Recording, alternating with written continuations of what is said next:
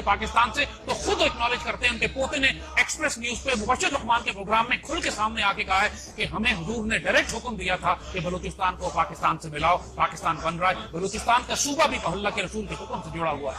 علامہ شبیر احمد عثمانی کو سیدی رسول اللہ کے خواب میں زیارت کی, انہوں نے فرمایا قائد اعظم میرا سپاہی ہے, اس کے ساتھ شامل ہو جاؤ جا کے. قائد اعظم اقبال کے خواب اور مشن اور ویژن جو تھا اس کی بنیاد پر بنا.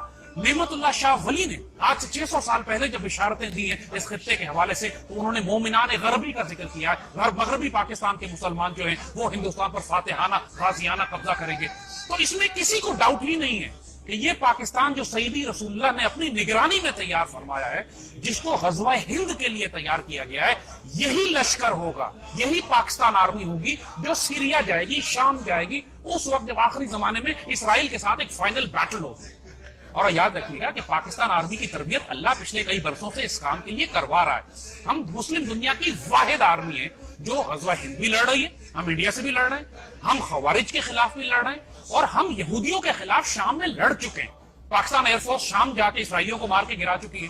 اور آنے والے وقتوں میں پچھلے دنوں ابھی فلسطین میں ایک زبردست مظاہرہ ہوا تھا جس میں فلسطینیوں نے پاکستان آرمی کو دعوت دی تھی کہ آپ آئیں اور ہمیں آزاد کرائیں. تو یہ یاد رکھیے گا کہ اس خطے سے, خراسان سے, مشرق سے, ہند سے 2 فوجیں شام نہیں جائیں گی. حضور نے جب خراسان والی فوج کا ذکر کیا تو وہاں بھی حضور نے فرمایا کہ خراسان سے ایک فوج اٹھے گی جس کے اندر امام مہدی ہوں گے, وہ فوج شام میں جائے گی. ایک حدیث شریف ہے, ہم آپ کو بتائیں, بڑی اہم حدیث شریف. میرے آقا سیدی رسول اللہ صلی اللہ علیہ وسلم نے بالکل واضح بتا دیا تھا کہ عربوں میں جنگیں در جنگیں, عرب دنیا تباہ و برباد ہو جائے گی. حدیث شریف میں ذکر آتا ہے کہ عرب جب بالکل جنگوں میں گھر جائیں گے, بے اختیار جنگیں ہوں گی عربوں کے اوپر, اور پورا عرب جو ہے حالت جنگ میں ہوگا, کوئی مستحکم حکومت وہاں نہیں ہوگی. اس وقت حضور نے فرمایا, ایک حدیث شریف ہے, کہ اللہ تعالیٰ غیر عرب قوم میں سے ایک فوج اٹھائے گا جس میں عربوں سے زیادہ شہ سوار فائٹر ہوں گے, تگڑے فائٹر ہوں گے, اور اس قوم کا اسلحہ عربوں سے زیادہ طاقتور ہوگا. تو نوٹ کیجئے کہ پوری عرب دنیا میں سب سے زیادہ خوبصورت فائٹر پاکستان میں ہے, اور پاکستان اس دنیا کا واحد مسلمان غیر عرب مسلمان ملک ہے جس کے پاس ایٹمی ہتھیار ہیں.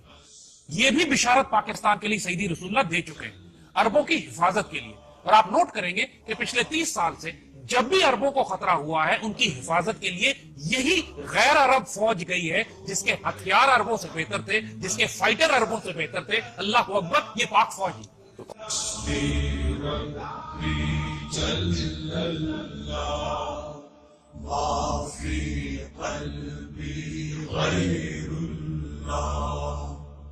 نور محمد صلی اللہ حق لا الہ الا اللہ